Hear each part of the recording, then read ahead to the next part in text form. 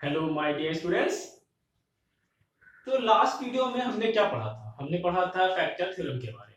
ठीक, इस वीडियो में हम पढ़ेंगे स्प्लिटिंग द मिडिल टर्म। ठीक है, स्प्लिटिंग द मिडिल टर्म। तो ये स्प्लिटिंग मिडिल टर्म्स यूज क्यों होता है, पहले ये समझो। ये होता है फैक्टर करने के लिए। क्या करने के लिए यूज होता है? फैक्टर करने के लिए। मेन बात ये समझो, एक और जो बता रहा हूं उस बात को ध्यान से सुनते रहना। ठीक है, कि स्प्लिटिंग द मिडिल टर्म जो है, ये स्प्लिटिंग द मिडिल टर्म, इसको हम यूज करते हैं नॉर्मली, या कह सकते हो सिर्फ क्वाड्रेटिक पॉलिनोमियल के लिए। यानी जहां पे डिग्री कितनी होती है? 2। ठीक है ना, उन पॉलिनोमियल के लिए हम यूज करते हैं जहां पे डिग्री 2 होती है। यानी क्वाड्रेटिक पॉलिनोमियल अगर कभी तुम्हें मिले तो हम उसके लिए यूज करेंगे स्प्लिटिंग मिडिल टर्म। अनलेस ये लिखा ना हो कि फैक्टर थ्योरम को यूज करके ही सॉल्व करना है, तब तक हम सिर्फ इसी यूज करेंगे स्प्लिटिंग मिडिल टर्म। ठीक है ना, क्योंकि ये थोड़ा इजी है और जल्दी रहता है और सही मेथड है। फैक्टर थ्योरम पढ़ चुके हैं, काफी इनकन्वीनियंट है। ठीक है ना, तो अगर कोई पॉलिनोमियल है, बात समझो, एक जनरल पॉलिनोमियल लेते हैं a x square plus b x plus c. तो इस पॉलिनोमियल को दो पार्ट में डिवाइड करना, या दो पॉलिनोमियल में डिवाइड करना जिसका प्रोडक्ट इसके इक्वल हो। ठीक है ना, वही कहलाता है फैक्टराइजेशन। और अगर ये पावर 2 है यानी क्वाड्रेटिक है, तो इसका ऑलवेज दो ही प्रोडक्ट होंगे, मतलब दो ही पार्ट में ये टूटेगा, या कह सकते हो दो ही फैक्टर होगा। ठीक है, जो लास्ट में हम लोग पिछले वीडियो में पढ़े थे फैक्टर के बारे में। तो अगर क्वाड्रेटिक इक्वेशन है तो always always always have two factors. ठीक है ना, ऑलवेज हैव टू फैक्टर्स। ठीक है, सिर्फ दो ही होंगे। ठीक है ना, चलो अब समझते हैं स्प्लिटिंग टर्म है क्या। पहले जनरल चीज समझते हैं, जो जनरल मेथड है, जो जनरल रूल्स है। ठीक, उसके बाद कुछ एग्जांपल्स देंगे और एग्जांपल से इसको समझने की कोशिश करेंगे। है तो बहुत इजी, हम कर भी चुके हैं लास्ट ईयर। मान लो एक पॉलिनोमियल है यही a x square b x plus c. तो फर्स्ट स्टेप ये होता है कि हम ए और सी को मल्टीप्लाई करते हैं। ए और सी को क्या होता है? मल्टीप्लाई करते हैं। सेकेंड स्टेप ये होता है कि अब ए सी को मल्टीप्लाई करते हैं, फर्स्ट स्टेप है इसमें, और एक बी, जो एस का कोफिशिएंट होता है बी, उसको देखते हैं। ठीक, ए क्या है बताना भूल गया था। ए क्या है? ए है एस स्क्वायर कोफिशिएंट, और सी क्या है? कांस्टेंट है। C constant, a s square coefficient, और b is the coefficient of x. तो पहले ए सी फाइंड करते हैं और फिर हम बी फाइंड करते हैं। उसके बाद हम दो ऐसी वैल्यूज ढूंढते हैं, दो ऐसी वैल्यू ढूंढते हैं, या एक ऐसा फैक्टर ढूंढते हैं। ठीक है, टू फैक्टर ढूंढते हैं। टू यहां लिखते हैं, टू फैक्टर्स, फैक्टर या वैल्यू।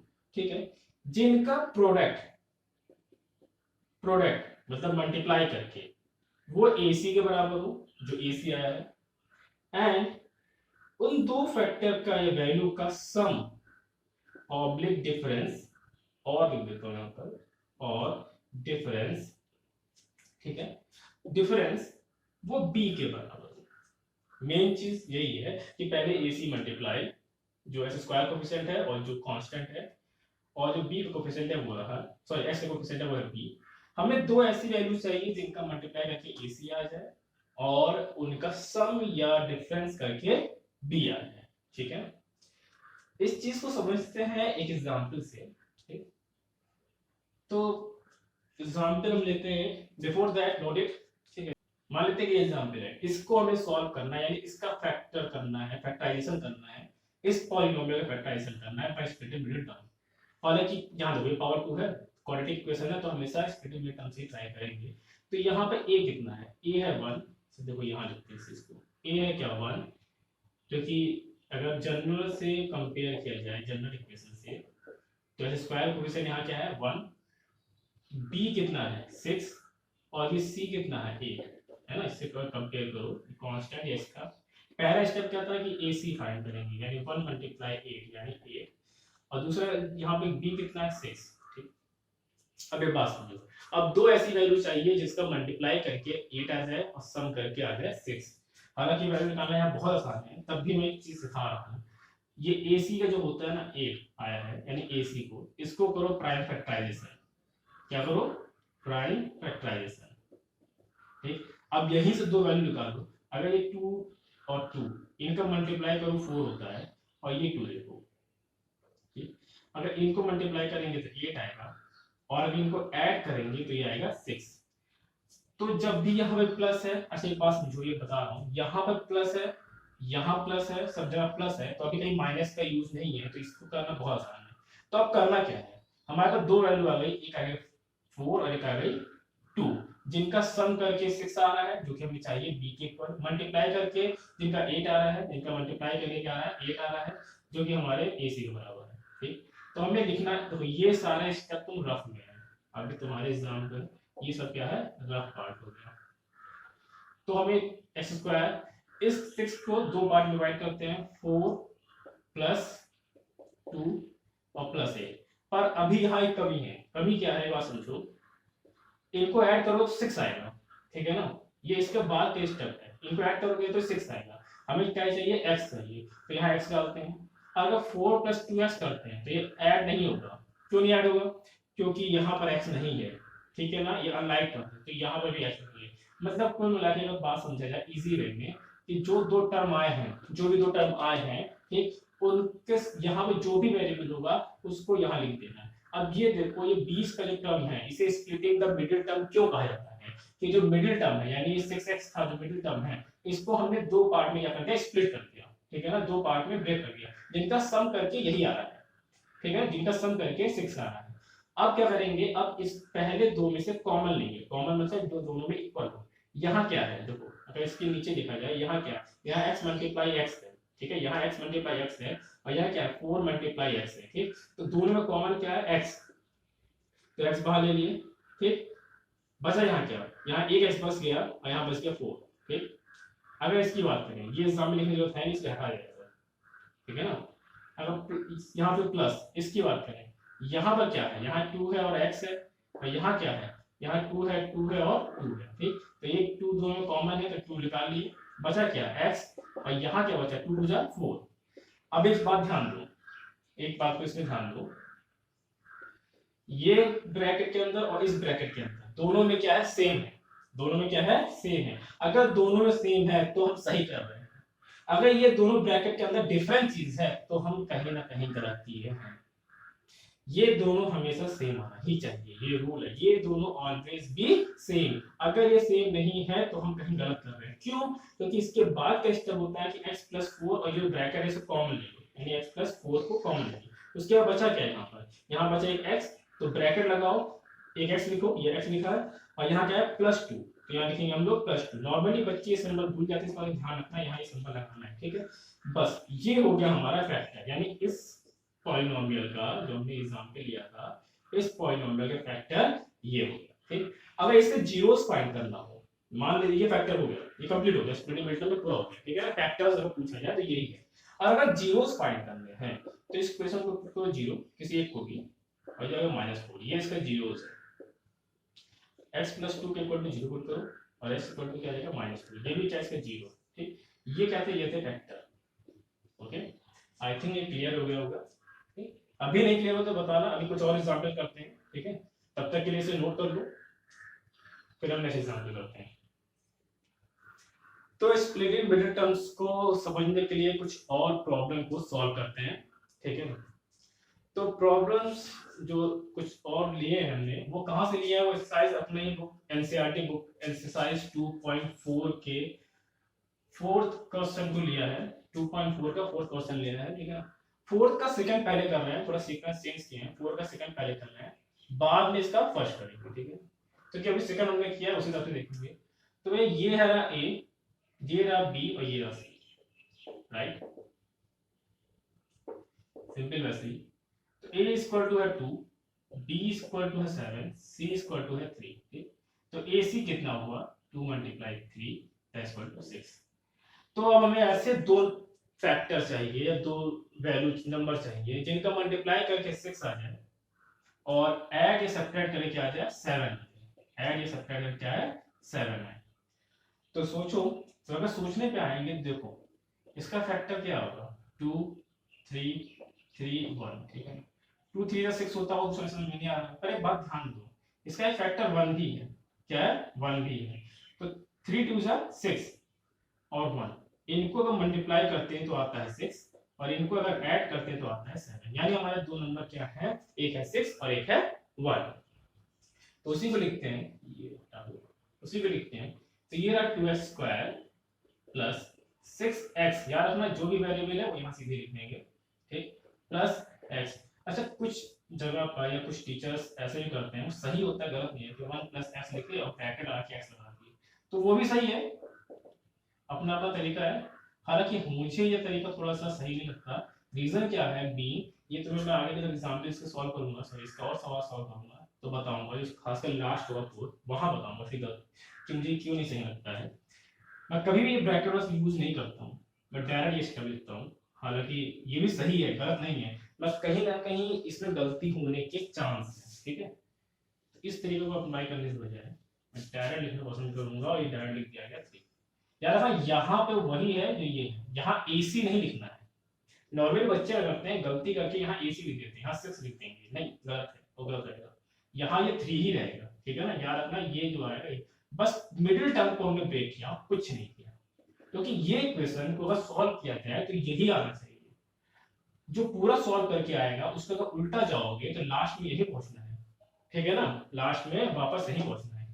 तो अगर इसको तुम सॉल्व करो तो 7x हो जाएगा ना, तो यही हो जाएगा ना, कभी भी कुछ और नहीं होना चाहिए, ठीक है। तो बहुत आसान है। अब तो यहाँ क्या है, यहाँ 2 है, यहाँ x है और एक x, 2x है और एक 2 है, 2x है और एक 2 है, ठीक। यहाँ क्या है 2 है 3 है, 2 3 6 और x है, ठीक है ना। तो इन दोनों में कॉमन लिया तो क्या कॉमन सकता है, 2 कॉमन हो सकता है और एक x कॉमन हो सकता है, एक x आएगा 2 आएगा, ठीक है ना। ब्रैकेट में बचेगा एक x, यहाँ से 2 और x जा चुका है तो बचा है 3, राइट। तो ये यहाँ मतलब इसे ब्रैकेट में। अब इन दोनों में कॉमन क्या है, जब कुछ भी कॉमन नहीं मिले तो मतलब है 1। भाई दोनों में कुछ और कॉमन तो है नहीं, यहाँ x है यहाँ 3 है, तो मतलब है 1 कॉमन है और ये हमारा हो गया। अभी को ये ब्रैकेट के अंदर इस ब्रैकेट के अंदर दोनों इक्वल है, दोनों सेम चीज है, तो हम सही कर रहे हैं। और याद है कुछ भी कॉमन नहीं मिले तो 1। अब क्या करना है लास्ट तक x प्लस 3, यानी इसको पूरे को कॉमन लिया गया, ठीक है, दोनों इक्वल होने का यही रीजन है। एक ब्रैकेट में दूसरे ब्रैकेट में यहाँ क्या है 2x जो बच गया 2x और यहाँ क्या बचा +1, तो ये हो गया हमारा क्वेश्चन नंबर 4 का second by splitting middle term. अगर इसे फैक्टर थ्योरम से करते तो काफी लेंथी और इनअप्रोप्रिएट मेथड हो सकता था, अच्छा तो लगता है नहीं, कितना लेंथी होता कौन करता, ठीक है, और कन्वर्शन भी ज्यादा होती। बाई स्प्लिटिंग मिडिल टर्म समिति ने इसको सॉल्व कर दिया है, राइट, ठीक है। तो इसे नोट कर लो, फिर हमसे करते हैं फोर्थ का फर्स्ट। अब स्टार्ट करते हैं फोर्थ का फर्स्ट, सेकंड तो हो गया तो फर्स्ट करते हैं। यहाँ ए क्या है, देखो ए है 12, ऐसे स्क्वायर का कोएफिशिएंट है, बी क्या है -7 और सी क्या है 1। तो ए सी क्या होगा 12 मल्टीप्लाई 1 दैट्स इक्वल टू 12। ध्यान रखना यहाँ प्लस का 12 है, राइट, और जो बी है वो -7 है, ये थोड़ा सा अलग हुआ ना पिछले से, यहाँ माइनस है, अगर माइनस है तो ये -7, तो बी क्या है हमारा -7।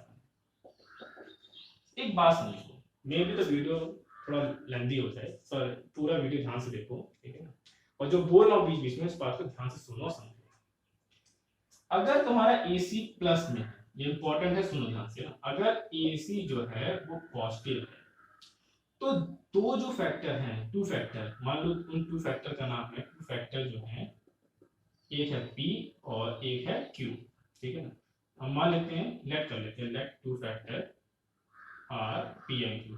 तो इन दो फैक्टर के बीच में हमेशा एडिशन हो रहा होगा, क्या होगा एडिशन हो रहा होगा या ऐड हो रहे होंगे, चाहे वो P प्लस Q, चाहे -P और -Q। देखो बात समझो, अगर AC पॉजिटिव है तो जो हमारे दो फैक्टर हैं उनके बीच में हमेशा एडिशन होगा, यानी हमेशा वो ऐड होंगे। अब अगर 2 + 3 लिखा जाए तब ये 5 आएगा और -2 + -3 लिखा जाए, तब भी ये क्या होगा, ऐड होके -5 ही आएगा, राइट। अगर 2 मल्टीप्लाई 3 करते हैं तब भी 6 आता है, और -2 मल्टीप्लाई -3 करेंगे तो भी ये क्या आएगा, 6 आएगा। कहने का मतलब ये है कि जो दो फैक्टर होंगे, ठीक है ना, उन दोनों का सिंबल या उन दोनों का साइन वो सेम होगा, या तो वो दोनों प्लस में होंगे या तो वो दोनों किस में होंगे, माइनस में होंगे। कब, जब AC क्या है, पॉजिटिव, AC क्या है, प्लस में है। तो अगर दोनों प्लस हैं तब भी 6 आएगा, दोनों माइनस है तब भी 6 आएगा, ठीक है ना। तो इस बात को ध्यान रखना, ठीक है ना। अगर AC पॉजिटिव है तो हमारे जो दो फैक्टर हैं उन दोनों के सिंबल सेम रहेंगे और उनके बीच में एडिशन हो रहा होगा, ठीक है, मतलब वो दोनों जुड़ रहे होंगे, या तो दोनों पॉजिटिव होंगे या तो दोनों नेगेटिव होंगे, और दोनों के बीच में होगा एडिशन ही, ठीक है ना।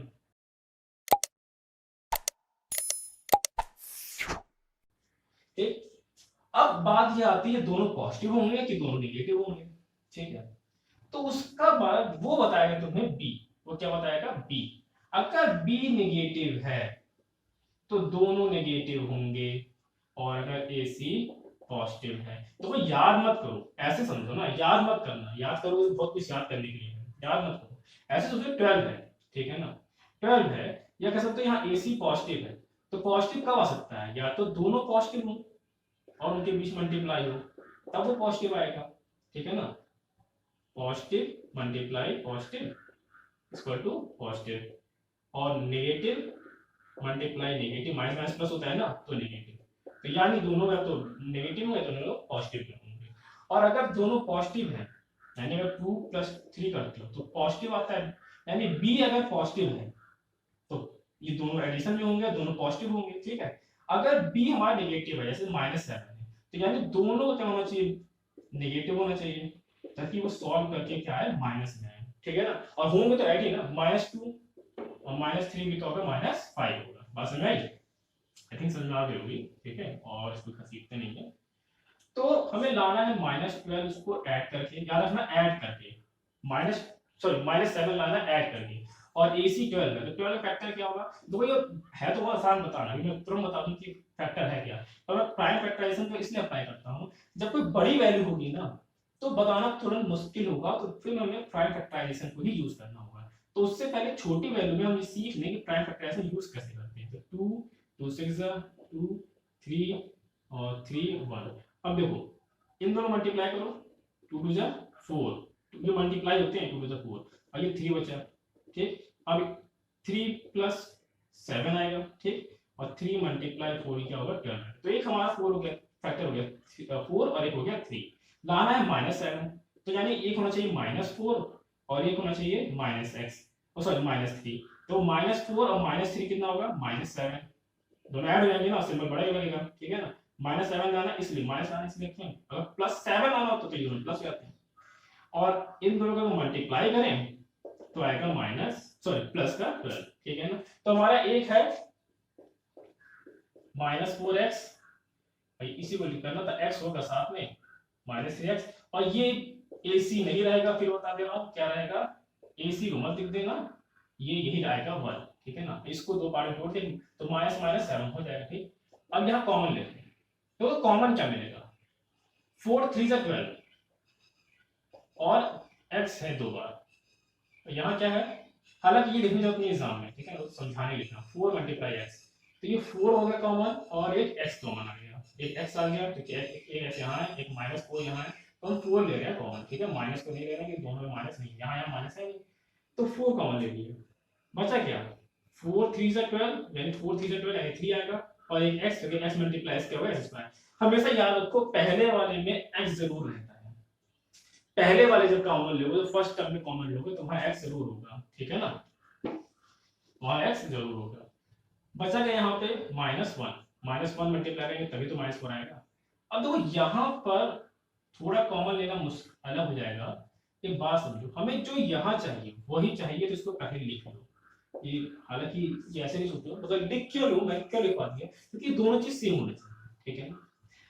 अब सेम होने के लिए जो यहाँ तो -3 है और यहाँ +1 है, यहाँ +3x हो गया और -1 हो गया। तो सिंबल उल्टा हो गया, इसका मतलब है कि हमें -1 को कॉमन लेना पड़ेगा। तो -1 कॉमन आएगा तभी तो, अगर ये अंदर ब्रैकेट ओपन कर दें तो ये हो जाएगा -3x, दोनों मल्टीप्लाई हो जाएंगे और फिर इससे मल्टीप्लाई होगा तो माइनस प्लस हो जाएगा, वही चीज आ जाएगी। ठीक है, तो कोई अलग तो हुआ नहीं है। तो भैया ये बताएगा ना कि बीच अंदर वाला ये होता है ब्रैकेट के अंदर, ये इक्वल होना चाहिए। इक्वल करने के लिए हमें क्या कॉमन लेना पड़ा यहाँ पे -1, ताकि ये प्लस बन जाए माइनस और ये माइनस बन जाए प्लस। तो बस हो गया हमारा, इसलिए लिखो और ये हो गया हमारा।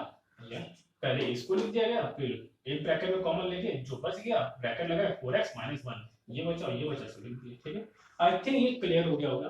पूरा वीडियो ध्यान से देखना। क्वेश्चन नंबर 1 जो इसका है काफी इंपॉर्टेंट हो गया, बहुत चीज बता दी। ठीक है ना, इसे नोट कर लो। अब हम करते हैं इसका थर्ड। ठीक, स्टार्ट करते हैं इसका थर्ड। तो यहां देखो, एक बात समझो, देखो पीछे बताएगा, थोड़ी बात समझो। ए है यहाँ पे 6, सी है यहाँ पे -6 और बी है यहाँ पे 5। तो ए सी क्या है, 6 मल्टीप्लाई -6। याद रखना, माइनस जब भी होता है ना, उस सिंबल को लेके चलना है भाई, उसको छोड़ना नहीं है। प्लस वाले को छोड़ दो मगर माइनस को छोड़ना नहीं है। तो ये हो गया -36। अब थोड़ा सोचो, दो नंबर का मल्टीप्लाई करके माइनस कब आ सकता है? कब आ सकता है ये सोचो थोड़ा सा। वो तब आ सकता है कि उन दो नंबर में से एक नेगेटिव हो। अगर हमारे दो फैक्टर को हमने पी और क्यू माना है, दो फैक्टर में दो नंबर को, उन दोनों में कोई एक क्या होना चाहिए, नेगेटिव होगा, तभी वो मल्टीप्लाई करके क्या आएगा, नेगेटिव आएगा।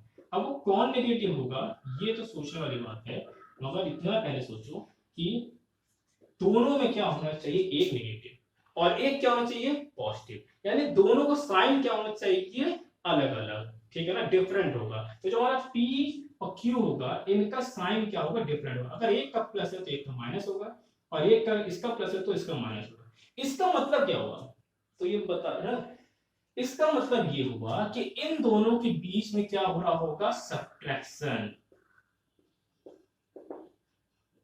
ठीक है ना, दिख रहा है? इन दोनों के बीच में क्या हो रहा होगा, सब्ट्रैक्शन। यानी कि अब जो हमारे दो फैक्टर हैं उनके बीच में हो रहा होगा सब्ट्रैक्शन, यानी वो माइनस हो रहे होंगे। ठीक है ना, और कौन प्लस में होगा कौन नेगेटिव में होगा, ये बात बताएगा हमें ये सिंबल, ये बात बताएगा हमें बी। तो बी यहाँ पॉजिटिव है, तो बाकी चीज को बाद में लिखते हैं, है ना। पहले मेन चीज समझो कि दोनों बीच में क्या हो रहा होगा, सब्ट्रैक्शन। राइट, चलो इसे रब करते हैं। सब्ट्रैक्शन क्यों हो रहा है समझ में आया ना, क्योंकि AC आया है नेगेटिव। अगर AC नेगेटिव में आ रहा है तो सब्ट्रैक्शन। तो ये 36 के पहले फैक्टर करते हैं। क्या होगा, 2 जा 18, ठीक है, और 2 9 3 3 एंड 3 1। ठीक है, हमें लाना क्या है, 5। तो 5 लाना है ना, और दोनों बीच में सब्ट्रैक्शन होगा, ये डिसाइड हो गया। यानी एक नंबर जो होगा वो 5 से तो बड़ा होगा ही होगा भाई। 10 में से 5 माइनस करेंगे तभी 5 आएगा, है ना। 2 में से 3 माइनस करके 5 नहीं आ सकता। ठीक, तो एक नंबर को तो 5 से बड़ा होना है।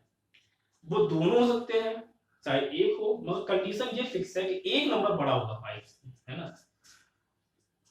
2 2 जा 4 और 3 3 जा 9, दो का क्या बना, यहाँ 4 बना, यहाँ 9 बना। इनको सॉल्व करो, माइनस करो, तो अगर इनको माइनस करते हैं 9 - 4 = 5। ठीक है, बस में बहुत आसान, बहुत आसानी से कर लिया। मल्टीप्लाई करेंगे 36 आएगा, -4 = -36। बी जो है वो प्लस का 5 है, बी जो है वो प्लस का 5 है, इसलिए जो माइनस सिंबल लगा वो छोटे वाले वैल्यू पे लगा ताकि ये प्लस में आए। अगर बी हमारा, मान लेते हैं अगर बी हमारा नेगेटिव होता तो ज्यादा अंतर नहीं आता है, इन -9 और +4 होता है। ये क्या होता है, -9 और +4, ताकि इनको सॉल्व करके आ जाए -5, बड़े पे लग जाता -4, बस इतना ही अंतर होता है। ठीक है ना, बाकी कुछ अंतर नहीं होता, समझ में आ गया। तो दो वैल्यू मिल गई, एक हमारा 9 है और एक है -4। ठीक है, बस इसको सॉल्व करते हैं। उसके बाद तुम्हें सब आता ही है, 6² + 9x - 4x - 6, यही 6 उतरता है, और इनके साथ x क्यों उतरता है, क्योंकि यहाँ पे वैल्यू कितना है, x है। राइट, चलो आगे करते हैं। तो आगे करेंगे क्या मिलेगा हमें, कॉमन। ठीक है ना, कॉमन क्या लेंगे, यहाँ क्या होता है 3 2 जा 6 और यहाँ क्या होता है 3 3 जा 9, तो 3 कॉमन आ गया। तो ये पहले वाले में x तो कॉमन होगा ही, तो यहाँ क्या बचा 3 2 जा 6 होता है, तो बचा 2 और 2x थे यहाँ पर, एक x चला गया, यहाँ 2x के यहाँ चला गया, तो यहाँ बचा 1x। भैया इसके x तो जा चुका है और यहाँ 3 बचा है, 3 3 जा 9। हमें यही चीज यहाँ भी चाहिए, यही चीज यहाँ भी चाहिए। तो ये माइनस है यहाँ दोनों में, और इनको पॉजिटिव करने के लिए यहाँ माइनस कॉमन लेना पड़ेगा। यहाँ 2 है और यहाँ 4 था, तो भैया 2 2 जा होता है 4, तो यानी 2 कॉमन लेना पड़ेगा, तो 2 2 जा 4 और 2 3 जा 6, ठीक है ना।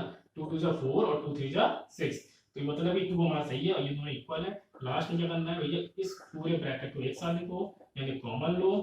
यहाँ बचा क्या 3x, एक दूसरा ब्रैकेट लगाओ, यहाँ बचा 3x, ये 3x बचा और ये -2, बस ये हमारा हो गया सॉल्व।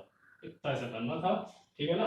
तो बिफोर इट कि मैं ऐसे रब करूं, आप इसे नोट कर लो, ठीक है। फिर करते हैं इसका लास्ट। तो अब स्टार्ट करते हैं इसका फोर्थ है ना। देखो इसमें अंतर क्या हुआ, यहाँ दोनों में नेगेटिव है, यहाँ क्या है दोनों में नेगेटिव है। तो भैया दो जो फैक्टर होंगे हमारा, ये क्या है नेगेटिव में, AC क्या है, AC यहाँ क्या है -4 × 3 यानी -12।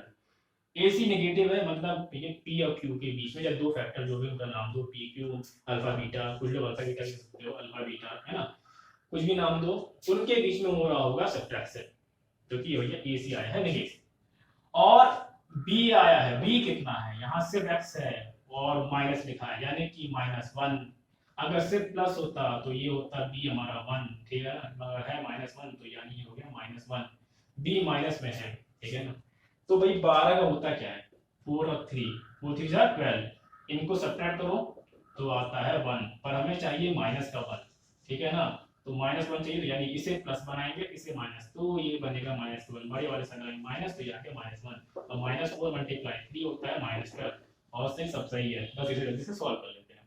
3² भैया देखो थोड़ा लिखते समय ये भी सोचो कि कॉमन कैसे सकता है। अगर हम ये लिखें 4x + 3, ठीक है, सॉरी 3x, ये गलत नहीं है, पर कॉमन क्या लोगे, ले तो भी सकते हैं, तो इसको थोड़ा उल्टा लिख देते हैं ताकि कॉमन लेना आसान रहे। लिखते हैं +3x, पहले इसे लिख देते हैं, फिर -4x लिख देते हैं, पर किसी को भी पहले ले सकते हो, कोई फर्क नहीं पड़ता, किसी को भी पहले लिख दो, कोई फर्क नहीं पड़ेगा। अब देखो कॉमन लो, तो बचा क्या कॉमन लेंगे भाई, यहाँ भी 3 है, x है, बचा क्या x, और यहाँ बचा 1, ये भाई पूरा चला गया, तो पूरा एक कॉमन आ गया, तो बचा क्या यहाँ पे 1, यहाँ भी यही चाहिए हमें x + 1, इसके लिए क्या कॉमन आएगा -4, भाई -4 कॉमन ले लिए, बचा यहाँ से x, माइनस तो इसका बाहर हो ही गया है, अब बचा यहाँ 1, -4 × 1 क्या होता है -4, तो ये हो गया x + 1 और 3x - 4।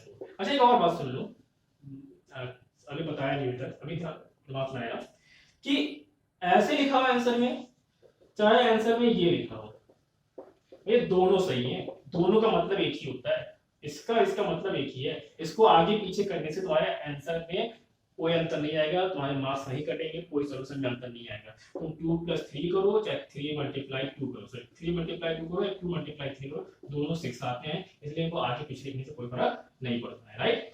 ठीक, तो ये वीडियो को यहीं समाप्त करते हैं।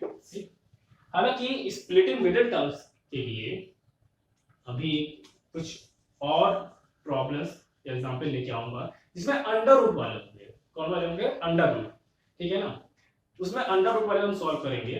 तो और नेक्स्ट वीडियो तो भी बनेगा वो एक्सरसाइज 2.4 का ही बनेगा, उसको ही कंप्लीट करेंगे। और जो स्प्लिटिंग मिडिल टर्म का एक और वीडियो बनाऊंगा पार्ट 2 करके, ताकि इसमें अंडर रूट वाले सवाल होंगे उनको कैसे सॉल्व करें ये हम सॉल्व करेंगे। तब तक के लिए be safe, have a nice day and stay connected.